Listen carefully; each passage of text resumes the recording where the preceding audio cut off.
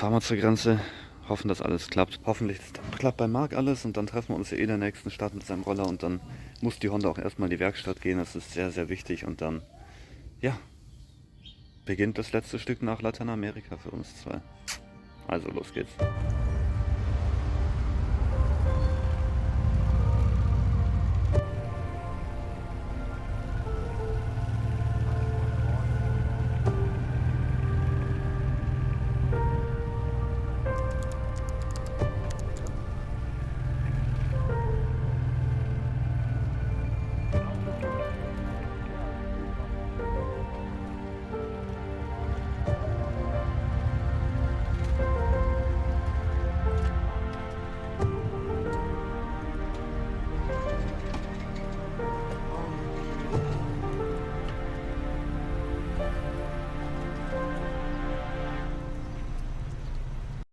So, da hinter mir ist die Laos-Grenze. Wir haben jetzt Laos verlassen zum zweiten Mal.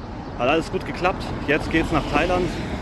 Da drüben über die Brücke ist Thailand. Jetzt müssen wir auch einmal Fahrbahn tauschen, weil es geht ja auf die linke Straßenseite, leider. Und dann geht es nach Thailand. Nach so einer langen Zeit echt geschafft. Unglaublich. Und jetzt würde ich mal sagen, gehen wir nach Thailand. Hoffentlich können wir einreisen und ciao, ciao, Laos.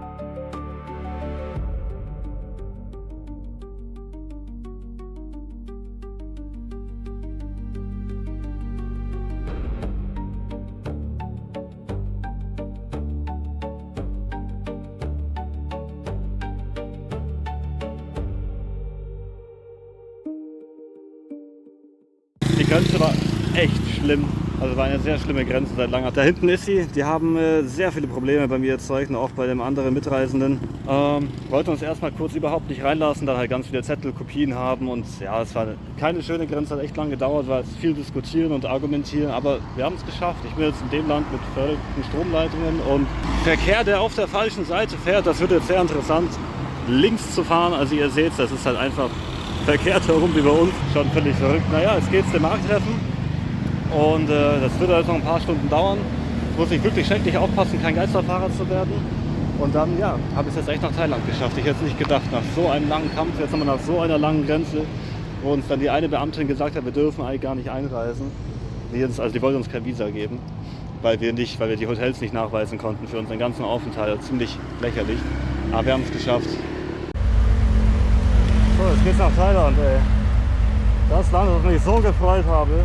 Was immer mein großes Ziel war vor der Reise, was mich dann 6 Wochen lang fertig gemacht hat, was Krieg mit Kambodscha angefangen hat und uns in Kambodscha alle Feste versaut hat, weil die alle abgesagt wurden und mich jetzt in der Grenze auch noch so hochgenommen haben. Die Freude ist nicht da auf Thailand, aber ich muss komplett durchfahren nach Malaysia, also fahr mal los, oder? Mal gucken, ob Thailand mich doch noch überzeugen kann und ob ich den Linksverkehr schaffen werde. Das ist meine größere Angst. Also, auf nach Thailand. Wir haben es geschafft, von Deutschland nach Thailand. Ich habe es geschafft, diese Brücke hat es nicht geschafft. Also, let's go. Germania.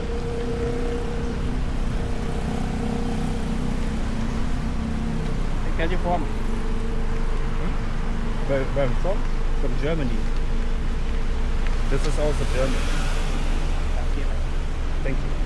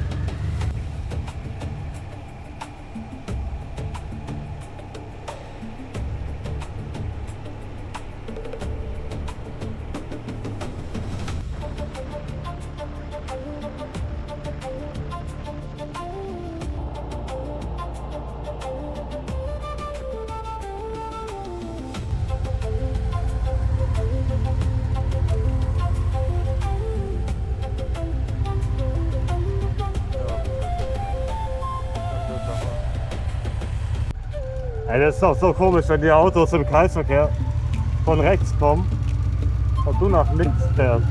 Das ist so komisch. Dritte Ausfahrt. Oh mein Gott. Das ist ganz komisch. Ah, hier raus. Ich wäre jetzt rechts rausgefahren. Oh, klasse. Ja, klar. Das ist echt ein bisschen verwirrt mit den Städten, mit dem Linksverkehr auch. Der Delta ist voll okay, aber hier in den Städten ist dann echt krass. Marc und ich sind endlich wieder vereint. Wir haben es geschafft jetzt in Thailand. Und wir sind in der Werkstatt. Immer derselbe Ort, wenn man sich trifft. Ja, das ist nicht wegen mir, mein Roller läuft prima. Elias, sein Motorrad, braucht halt einfach Wartung, ist überfällig und hier haben wir wohl eine gute Werkstatt gefunden, macht einen guten Eindruck. Wir haben schon zwei Mechaniker, die machen das gleiche wie auch gerade Film. Und Problem ist bei der Afrika-Twin, ich habe das voll vergessen, die Ventile einzustellen. Also man muss es alle 12.000 Kilometer machen. Ich habe es jetzt seit 70.000 Kilometern nicht mehr gemacht. Also es ist wirklich allerhöchste Zeit, die einzustellen. Wenn sowas nicht einstellen, kann man sich wirklich den ganzen Motor kaputt machen. Ich habe das voll vergessen auf der ganzen Reise. Es ist auch ein riesiger Aufwand, muss Tank ausbauen, ganz viel Schmarrn ausbauen. Wir werden jetzt gleich helfen, nicht nur rumstehen, wir machen das zusammen. Jetzt rucki ist ja schon Nachmittag. Und genau, das ist der Plan, dass ich das jetzt schnell machen kann. Dass die Honda dann wieder gut läuft und dass dann dass mein Motor auch lange halten wird. Das helfen wir auf jeden Fall. Das ist eine ganz schöne Arbeit. Wir nehmen euch jetzt gleich mit in dieses Ventil einstellen, aber es ist richtig viel zu tun. Ja.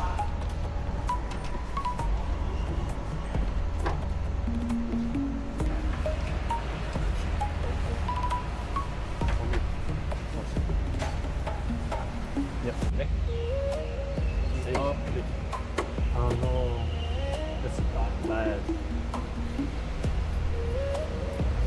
Man kann ihn runterkippen. You know, you can open this one and one from below, and then you can. Es läuft richtig gut. Die Honda ist zerlegt wie seit Dubai nicht mehr und das noch in einem Rekordtempo. Ist perfekt, also perfekte Harmonie zwischen uns zwei. Die Honda ist ganz schön dreckig geworden. Also ich habe hier ordentlich was an Dreck mitgenommen. Ey, das sieht richtig wüst hier drin aus. Also ich bin selber leicht schockiert, dass es so schlecht hier aussieht. Armes Motorrad. Sollte ich eigentlich waschen. Nichtsdestotrotz, die Ventile werden eingestellt, diese zwei Öffnungen. Da drunter sitzt das Auslassventil, da drunter sitzen die zwei Einlassventile. Und das Ventilspiel ist ja wie gesagt dafür da. Das ist dieses kleine Spiel von der Nockenwelle auf das Ventil. Das braucht einfach ein bisschen Spiel. Bei zu viel Spiel fängt es natürlich an zu schlagen. Das ist dann einfach, das kann den Motor kaputt machen mit der Zeit. Deswegen müssen wir es einstellen. Dieser Zylinder ist super easy. Dieser Zylinder ist super kompliziert. Ihr seht, der Zylinder ist komplett verbaut zwischen Vergaser, Kühlmittelschläuchen und Rahmen. Das wird schwierig, da ranzukommen. Noch ist der Motor zu heiß, wir machen eine kurze Pause. Das wird ziemlich einfach.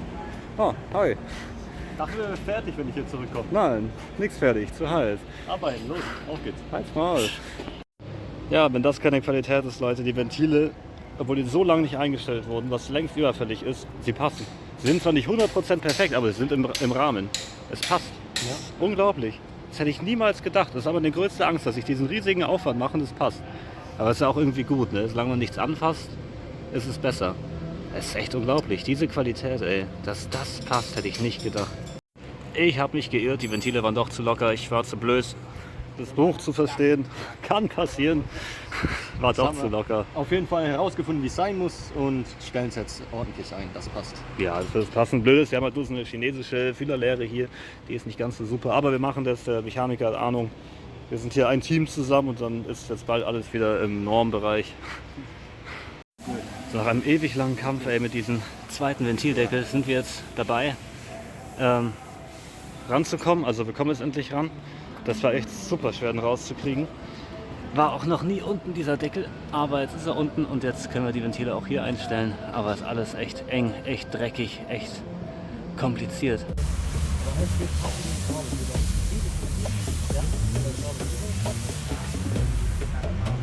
Oh Gott, jetzt wieder reingekommen. Okay, okay.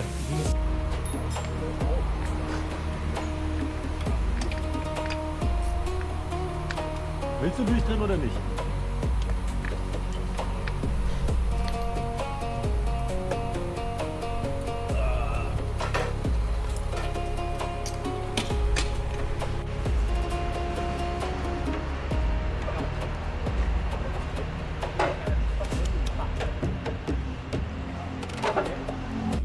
Inzwischen schon Nacht geworden. Wir geben jetzt alle nochmal Vollgas, um das Bike irgendwie zusammenzukriegen.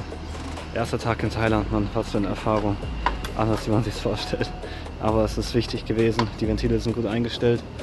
Noch zusammenbauen, dann Schlafplatz finden, aber das war jetzt echt ein Kampf. Jetzt kommt der Probestart, nachdem fast alles zusammengebaut ist wieder. Ganz kurz überdrehen lassen. Mal gucken, wie es klingt.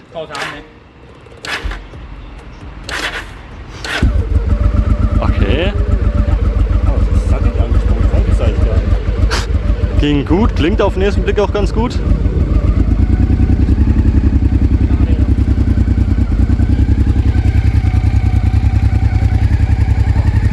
Ja, Klingt wie immer, ne? klingt wie immer, ja.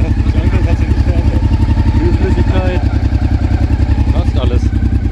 Ja, ich glaube, wir haben gute Arbeit gemacht. Kein großer Schaden. Nee.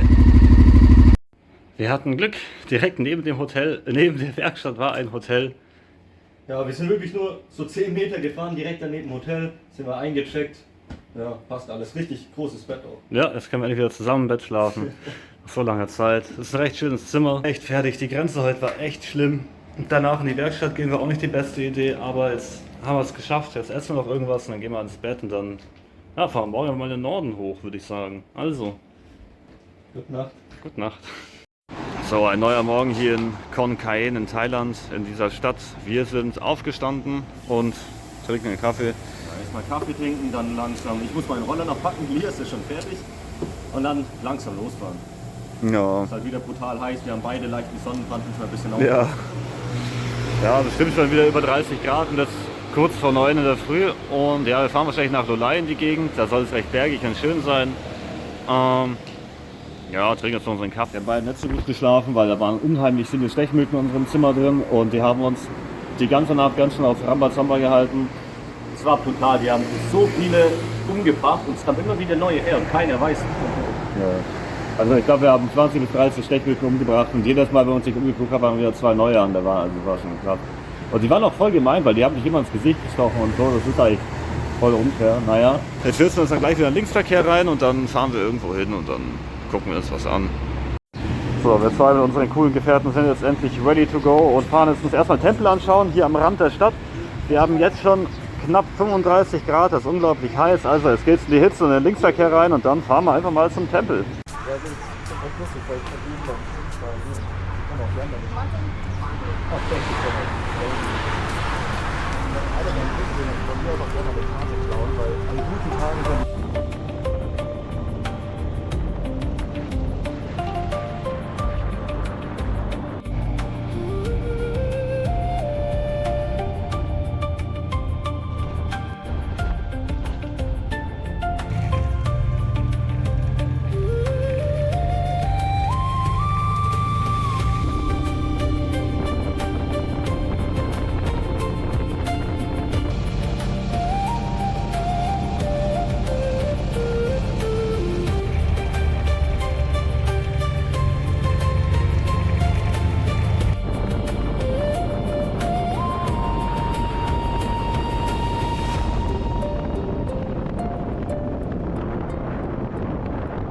Das ist außerhalb der Stadt von Khon Kaen und haben jetzt den Tempel erreicht. Das ist auch ein Khmer-Tempel, also von den Khmern wie auch in Kambodscha. Schauen wir uns gleich mal an. Und da hinten ist auch, ich glaube, ein moderner buddhistischer Tempel mit so einem schönen Getraller, was da rauskommt. Und da ist auch ein Buddha. Schauen wir uns gleich mal alles an. Ist eh nicht so groß. Und dann geht es für uns weiter zu den Luan, in dieses Gebiet nördlich wieder Richtung Laos. Und dann da soll der See sein und Berge. Und das ist dann unser Ziel für heute Abend. So, wir stehen jetzt vor dem Khmer-Tempel. Schauen uns das gleich noch mal genauer an. Wieder ein beeindruckendes Ding. Daneben auch ein moderner Tempel mit so einem verrückten Schlangenmonster oder Wassermonster und ein goldener Buddha daneben. Und dieser beruhigenden Melodie ist echt eine echt chillige Atmosphäre. Super lässig, super ruhig, super heiß. Ja, deswegen auch lang angezogen, dass ja nichts mehr passiert. Nee, sofort Sonnenbrand hier. Und jetzt gehen wir einfach mal rein.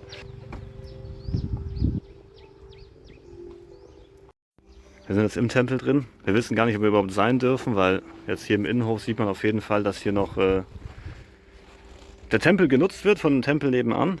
Ist sehr interessant, ist auch wirklich wieder riesig, aber halt schon sehr stark verfallen. Wir gucken uns mal an, wir hoffen, dass wir überhaupt rein dürfen, weil es auf jeden Fall noch genutzt von dem Tempel nebenan. Gucken uns an, was die da so Schönes hingestellt haben. Aber ich denke, das sind wieder diese typischen Opfergaben, die für uns teilweise echt verrückt aussehen. Ist doch verrückt, was die da hinstellen. Oh, schau mal, das Ding Energy Drink, der erinnert mich Ja. an ein kleines Malheur in Laos. An unsere Motorschaden. Und mal schauen, ob ich das dicht halten kann. Okay. Ich kann es nicht dicht halten. Verrückt. Auch da oben sieht man noch, ich denke mal, alte Statuen, die hier ausgebuddelt wurden. Ja, verrückt. Das ist echt schön dekoriert alles mit diesen Figuren überall, die tanzen und den glitzernden Kühen und Blumen. Schon echt schön, ganz anderes Bild. Musik passt perfekt dazu. Überall steht so eine Figur. Wir packen's. Ja, schön beruhigend, bis es jetzt gleich wieder auf die Straßen geht. Nochmal schön besinnlich sein. Ja, nochmal Ruhe tanken. Okay. Lange war ich allein unterwegs und endlich können wir wieder gemeinsam reisen. Auch wenn Suzuki fehlt, der Roller ist ein guter Kompromiss. Und so geht es wieder gemeinsam weiter. Über perfekte Straßen, fast leer Richtung Lolai. Vorbei an vertrockneten Reisfeldern und durch die Hitze der thailändischen Trockenzeit.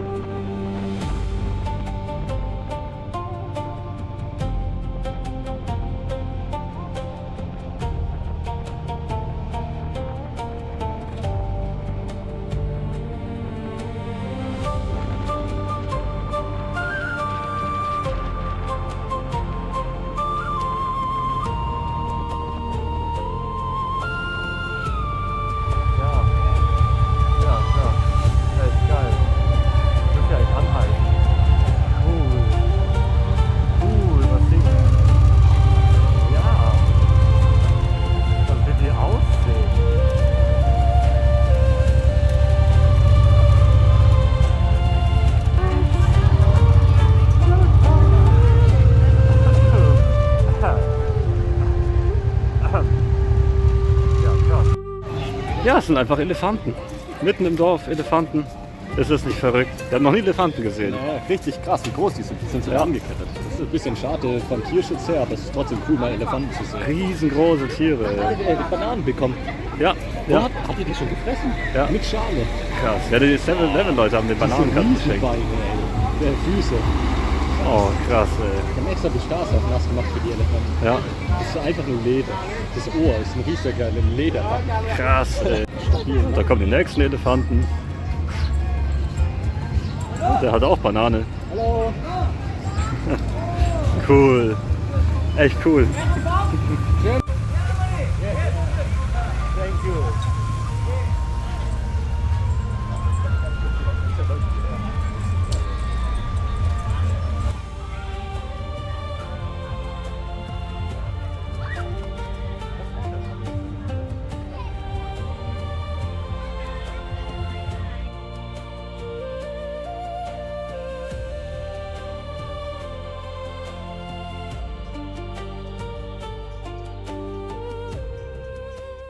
So, der Umzug ist vorbei. Ja, wir wurden jetzt auch noch eingeladen, von denen mitzulaufen. Aber ja, du warst ja nett und so, aber wir haben halt unsere Motorräder mit allen Wertsachen stehen. Das wollten wir jetzt hier nicht so stehen lassen. Ja, wir können das nicht wegtanzen, wenn hier die ganzen Wertsachen sind. Und das dann noch Motorradklamotten bei 37 Grad. Aber echt nett, die haben alle gelächelt. Voll süß, voll lieb. Sehr höflich auf jeden Fall. War cool, das zu erleben hier. Geile Tradition auch. Und jetzt noch diese Tänzerin und so, war sehr interessant. Ja. Echt eine geile Tradition. 2 Tage in Thailand, die Leute sind echt nett. War echt nett. Und jetzt fahren wir aber weiter zu unserem Ziel, zum Campingplatz. Da haben wir eh schon wieder das nächste Treffen. Jetzt sind wir auch in eine Stunde schon da, ist jetzt Endspurt voll. Ja, und Marc hat jetzt ein Sitzkissen. Ja, ich habe gerade ein Kissen gekauft, auch geil. Nach diesem kleinen, aber wunderschönen Einblick geht es für uns weiter. Tiefer hinein in den Nationalpark und tiefer hinein in diese fremde und wilde Natur. Irgendwann endet der Asphalt und für uns unseren kleinen Mietroller beginnt der Offroad-Weg. Auf staubigen Pisten, umgeben von dichter und exotischer Natur. Unbekannte Bäume und ungewohnte Gerüche. Und das warme Licht der langsam untergehenden Sonne. Mit jedem Kilometer kommen wir tiefer in den Park. Es ist fast wie eine andere Welt. Ja, wow. Das goldene Licht der untergehenden Sonne taucht alles um uns herum in kräftige Farben und macht diesen Moment zu einem ganz besonderen. Und so fahren wir weiter, immer tiefer hinein, immer weiter Richtung Ziel.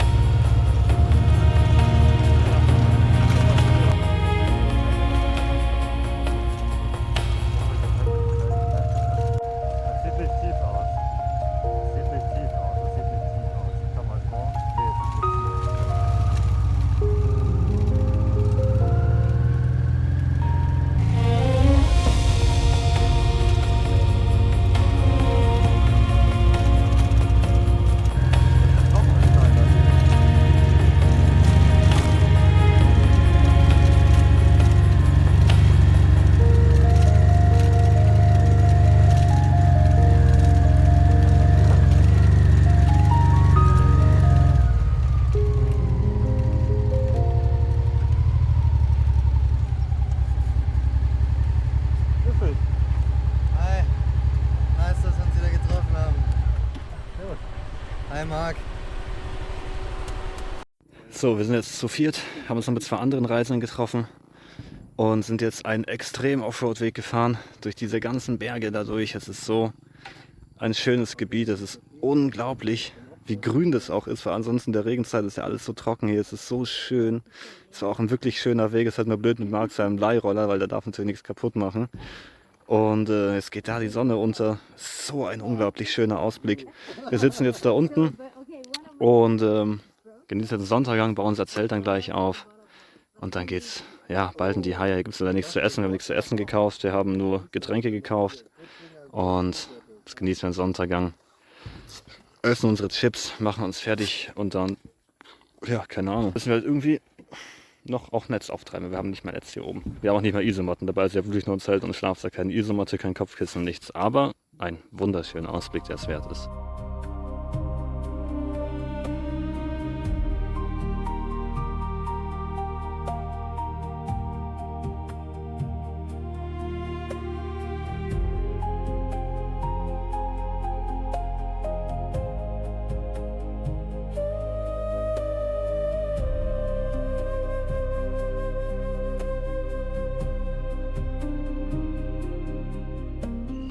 Wir sind ready für die Nacht. Wir haben unser wunderschönes Eichelzelt aufgebaut, mitten auf dem Dach von dieser Anlage. Ja, wir haben zwar beide keine Isomatte und schlafen jetzt irgendwie auf Pullis und Jacken, aber für eine Nacht geht es auf jeden Fall fit. Es ist richtig schön nice, schön warm auch alles, passt. Ja, es ist, ich weiß nicht wie viel Uhr nachts, man kann immer auf dem T-Shirt rumlaufen, das ist perfekt. Das ist echt eine geile Anlage, es gibt so einen kleinen Laden, da kann man sich Getränke kaufen, Zelten ist einfach kostenlos, das ist ein Traum, es sind noch Einheimische unterwegs. Ja, es ist auch nicht so laut, wir werden hier die Ruhe haben, bis morgen früh halt die Sonne einfach aufgeht. Dann werden wir mit einer wunderschönen Aussicht aufwachen, wir haben Kaffee, also alles perfekt. Ja, wir sind hier wirklich mitten auf dem Dach oben drauf. Ich weiß nicht, ob man es sieht, wir stehen hier wirklich mitten oben drauf. Da links ist eine kleine Gruppe Einheimische, da unten hocken wir sind ja haben wir auch 2 andere Reisende getroffen. Das ist ein richtig schöner Ort, wir haben auch keine Mücken im Zelt. Ja, das ist die Hauptsache, nicht so wie letzte Nacht, mückenfrei, einfach, ja, top. Echt geil, da unten bei dem grünen Licht stehen die Motorräder. Wir sind hier mitten auf dem Dach, wunderschöne Aussicht und gehen ins Bett. Ja, gute Nacht. Gute Nacht.